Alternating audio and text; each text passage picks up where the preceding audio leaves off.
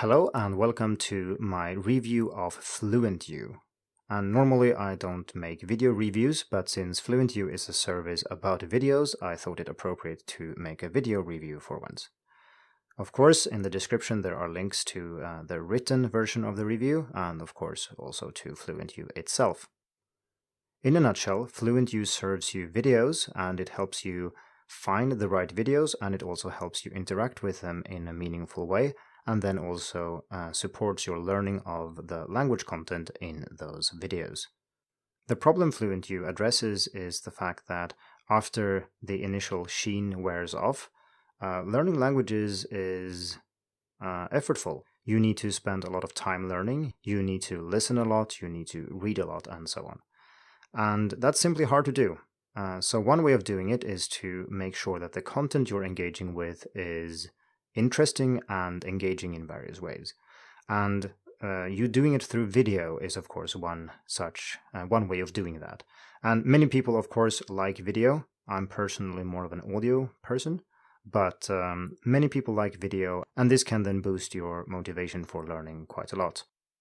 There are, of course, reasons to think that learning through video is a good idea, and the main one being that video is, of course, a very context-rich medium. And that means that, you can see what's going on screen. If people are in a restaurant talking about something, you know that they are in a restaurant, and the fact that someone says something or does something can help you figure out what's going on, and you don't only have to rely on the language, which can be difficult. So when listening only is harder than watching a video, and reading only is also harder. So if you combine the two into a video format, then you can maybe understand a little bit more. And this, as we know, is a big problem for language learners in general, that we can't find material that is at our level. And for Chinese learners, this is a major problem. So being able to find good videos and engage with them is quite interesting in itself. So let's start to have a look at what FluentU has to offer. So they have a lot of content. They have roughly 2,000 videos for Chinese. And as you can see here, they are sorted by difficulty. You have different topics, and you also have different formats, meaning different kinds of videos like interviews and music and so on.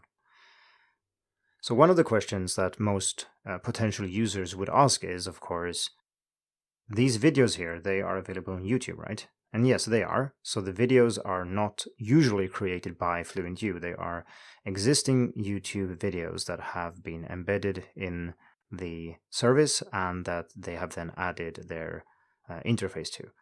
And of course, if you're only interested in the videos themselves, you might as well go straight to YouTube because it's free and you can watch however many videos in Chinese you want. Now, that is of course not the unique selling point here for FluentU. Instead, I would say that there are two things that matter, or maybe three. So the first one is that you have to be able to find the right videos. And FluentU does that. You can see it here, although it's not very clear. Maybe if we go to a lower level, yes. So you can see here that under each video there is a green bar that represents how much I know in this video. And of course, if you're going to pick something that has a high number of unknown words and then a higher rating here, it says intermediate and beginner and so on, it's obviously going to be harder, right? So after you worked with FluentU for a while, it will figure out which words you know, because you will tell it so, or you will go through learning words in videos and you will gradually build up your vocabulary that way. And then it will be able to tell you that this video only contains a few words you don't know. So this is pretty difficult to replicate on your own, and I would say that this type of content selection by analyzing what you know is a very powerful thing in general, and it's implemented fairly well in FluentU. So I would say that finding the right videos is actually not easy. Second, the interface itself is interesting, and let's have a look at that. So each video has a lot of information. You have a vocabulary list, of course, and you can also download transcripts and add it to your favorites and so on. There's also a rating, which is kind of nice. It doesn't say much, but it just says what other people think about this, and might give you a hint if this is something you want to check out. So you open the video,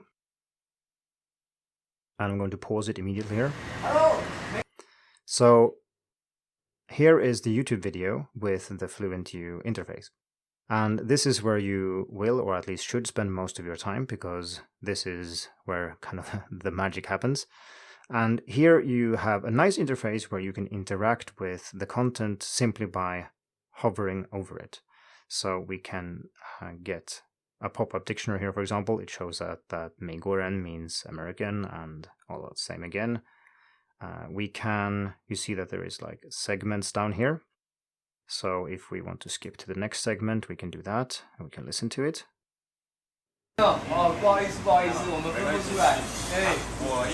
Okay, and let's say we didn't hear what is said. We can also repeat. Okay, maybe we don't need to listen to him deliberately mispronouncing this.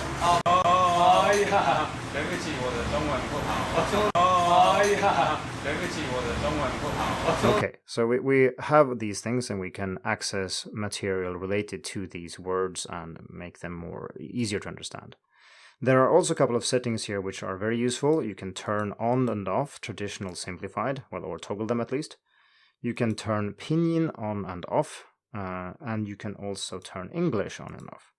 So this is quite important. I think that to get the most out of a service like this, you should watch without subtitles first. So you watch through the whole thing. Well, you can break it down if you want. This is a song and it's reasonably long. But if it's like a 30-second clip, you might as well just listen your way through it once and see what you think. And you listen to it many times, maybe like we used here, we can...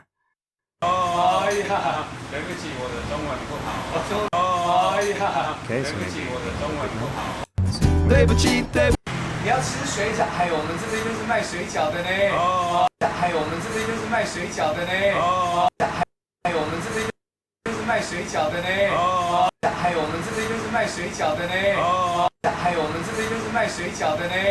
Yeah, so we can listen to... Okay, stop, please.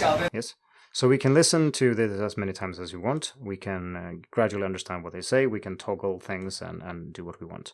So I would say gradually activate support. Don't use all the support at once. You don't learn very much by looking at the English first and then listening. You're much better off to actually trying to understand the language before you do that. So let's look at the pop-up dictionary a little bit. So let's take this word here. You click it and you get into the entry for this word. And here we stumble upon the first thing that I think is not ideal for Chinese in this case. So let's listen to this again.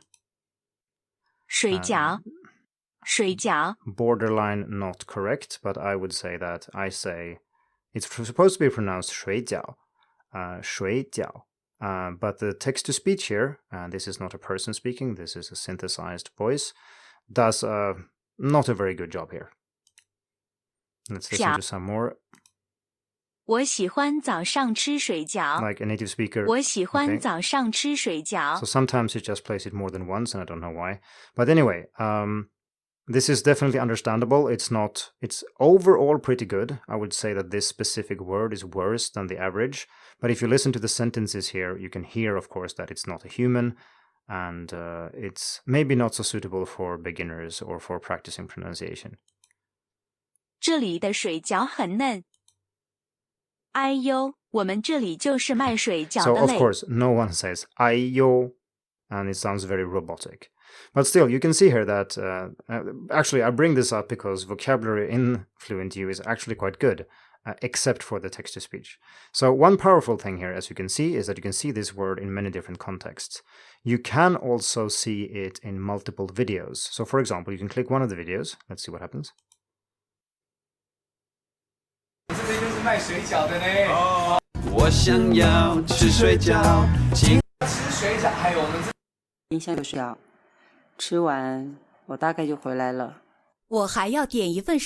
Okay, so we can automatically just play videos where we hear this word in many, many different contexts. And that is pretty powerful.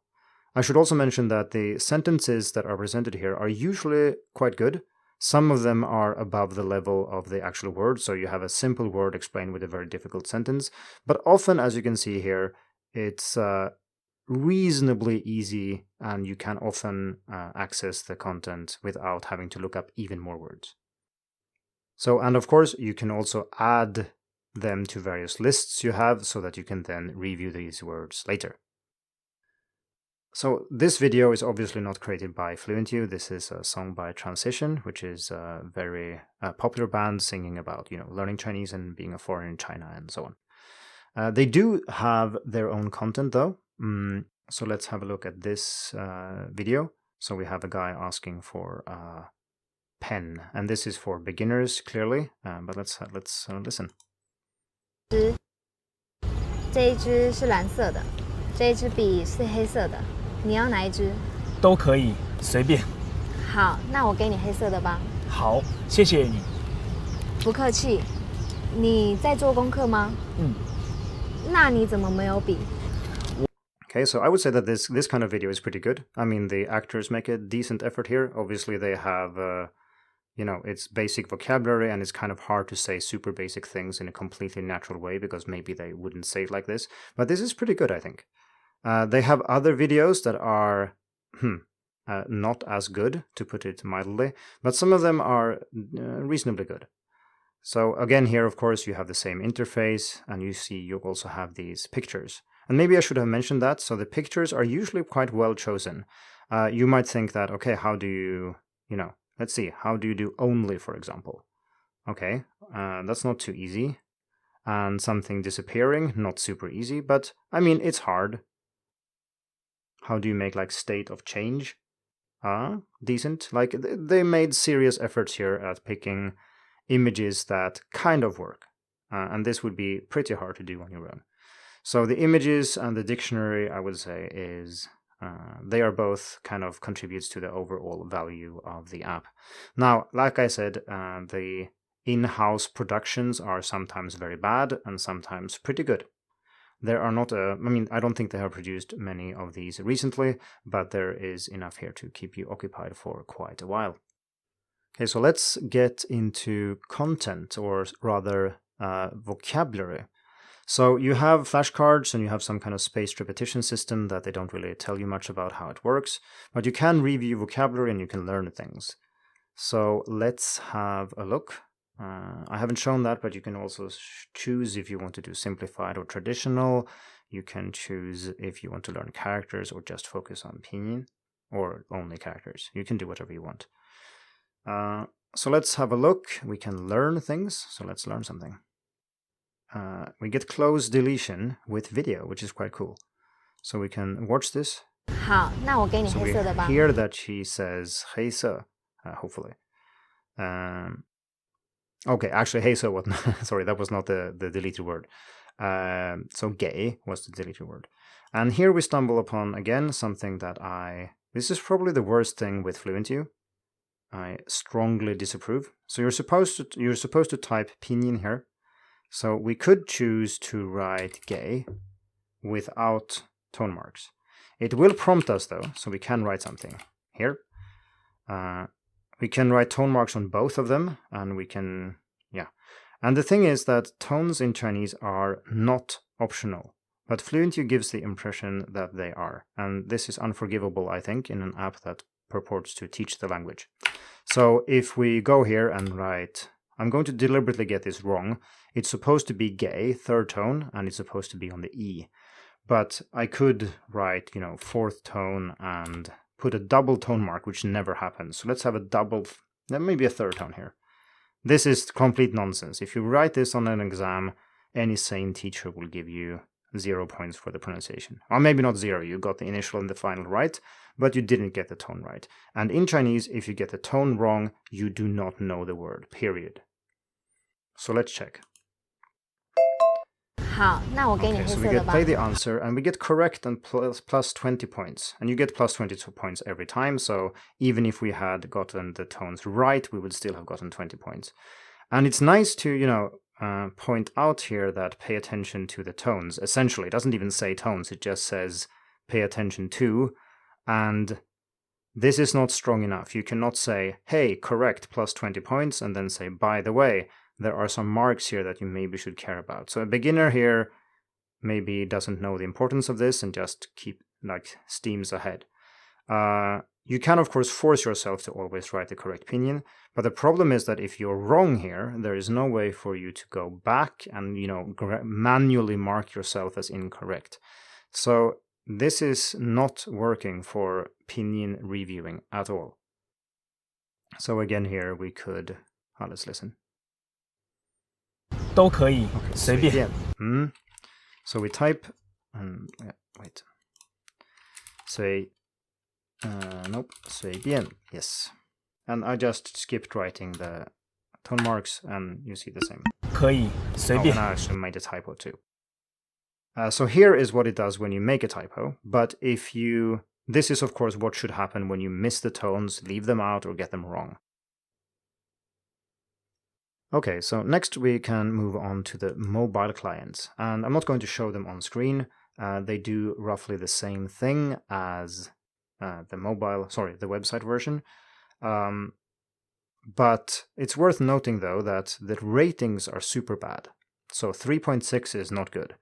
And if we head over to the App Store, we can also see that the average here is 3.5. That's not good. Sorry, 3.8. That's not good. And the reason this is it's like this is related to the pricing. So we'll get to that. Might as well discuss it right now. So the pricing is fairly expensive. It's more than most subscription apps for learning Chinese. And unless you include some kind of tutoring, obviously that costs much more. So we're paying $20 per month or 30 per month if we are doing it on a monthly basis.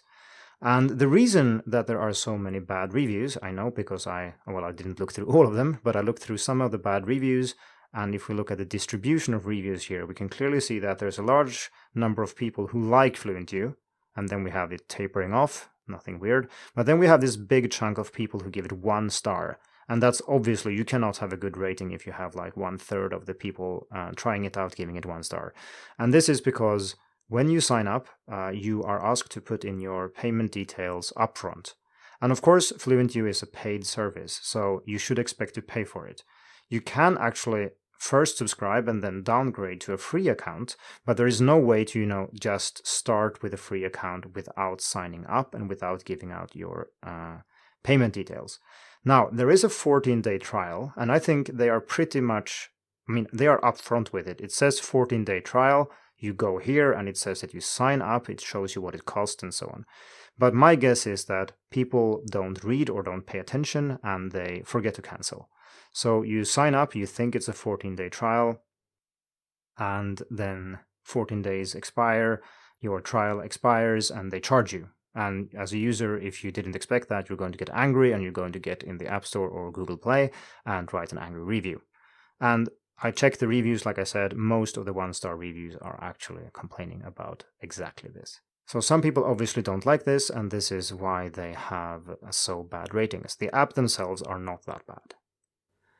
So that being said, let's look at the content and what things I don't like. So I have detailed this on the website, of course, and I will go through a few of these things here. So I would say that the main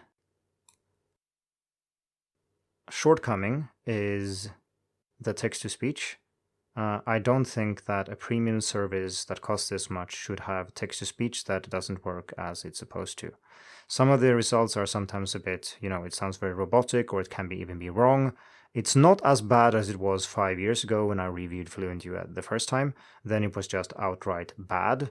Nowadays it's possible, but I still think for this price point, it feels weird to have to listen to a cheap voice synthesizer.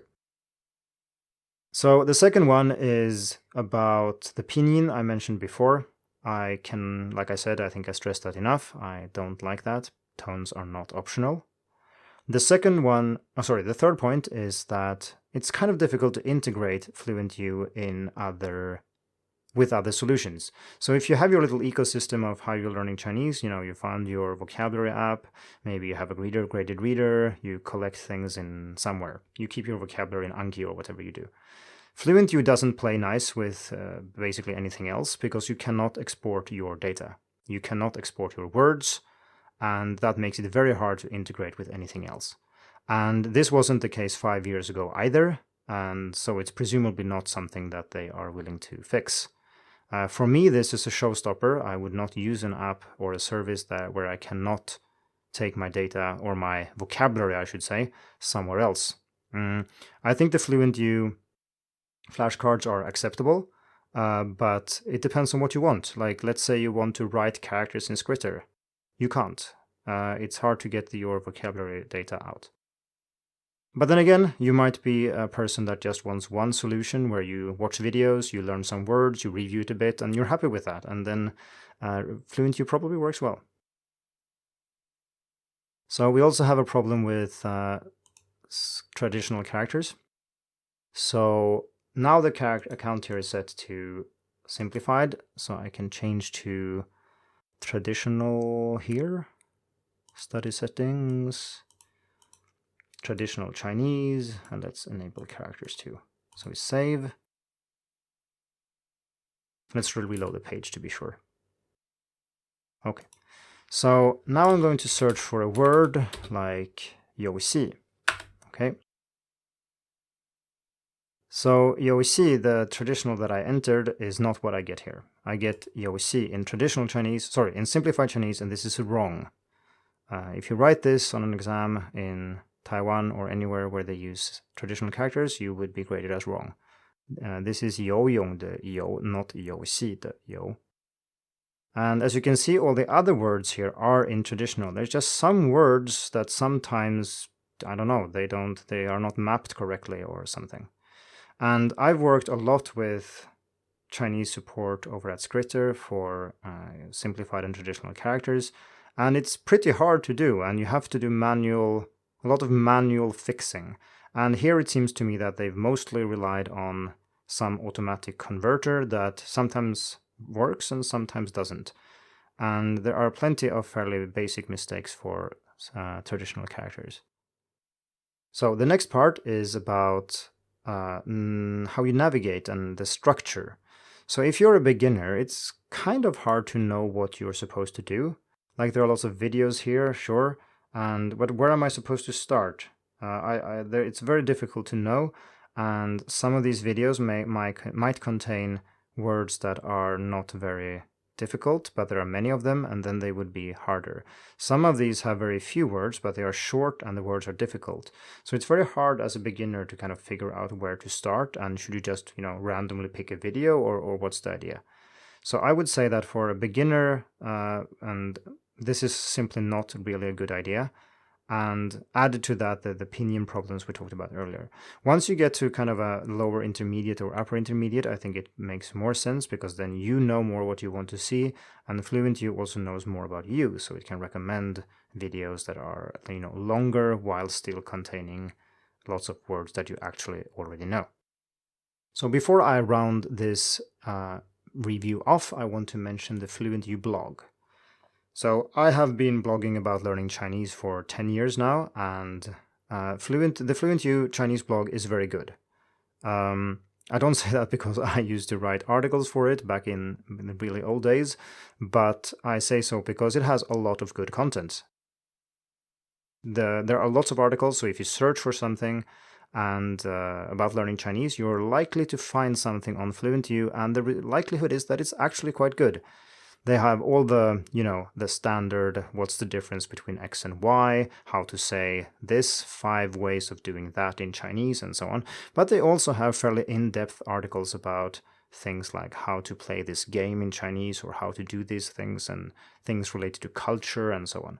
And overall, this blog is very good, I would say.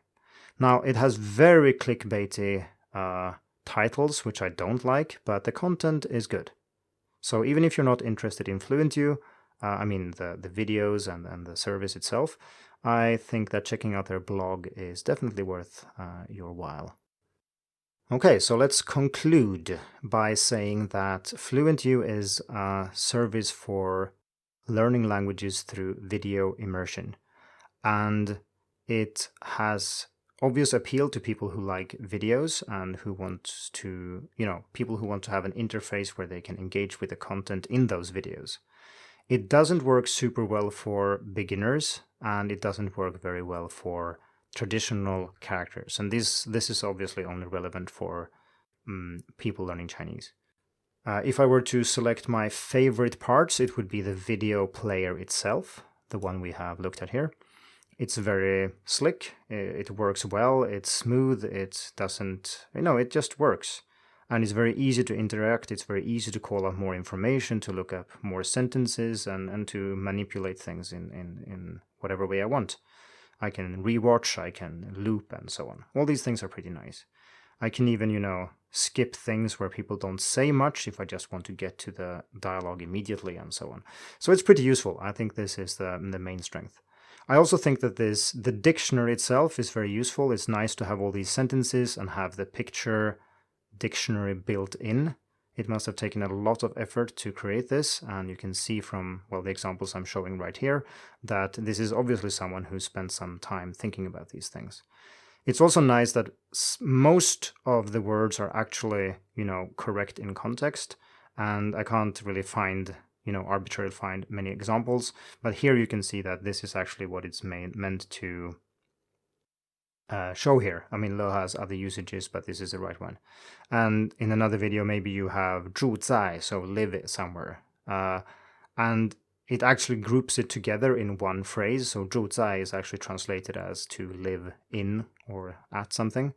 Whereas many other automatic dictionaries might actually just do 住 and 在 separately. So that's kind of nice. But overall, I would say the video interface and the dictionary are the main benefits of using FluentU. And the remaining question is, of course, do you think it's worthwhile? Do you think that it's worth the price? Well, that depends on what you think about both the questions, like how much value do you derive from the app itself? How much do you get from these videos in terms of language learning? And also it depends on how highly you value your money, of course. So a penny-strapped student who's learning Chinese an hour a week will probably not think it's worthwhile to pay 20 or 30 bucks a month. Whereas if you're investing lots of time and effort into learning Chinese and you like videos and you like this kind of approach, then it's affordable, right? So it depends on who you are and what your situation is like. So if you think that FluentU looks interesting, I suggest that you head over to FluentU and have a go. And I've put links in the description, and just to be clear, these are affiliate links, which means that if you end up subscribing to FluentU, you also contribute to Hacking Chinese because I get a commission, which makes, it enables me to make more content and videos like this one. But as I think was abundantly clear in the Room of Improvement section, I think that this is a pretty balanced review, and I have definitely not smoothed over any problems with the service.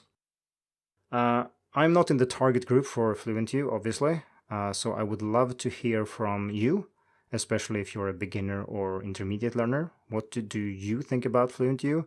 Have I mentioned the strengths? Are there benefits that I've forgotten? Or are there maybe flaws that I have overlooked? So leave a comment below and see you in the next video. And in the meantime, good luck and happy studying.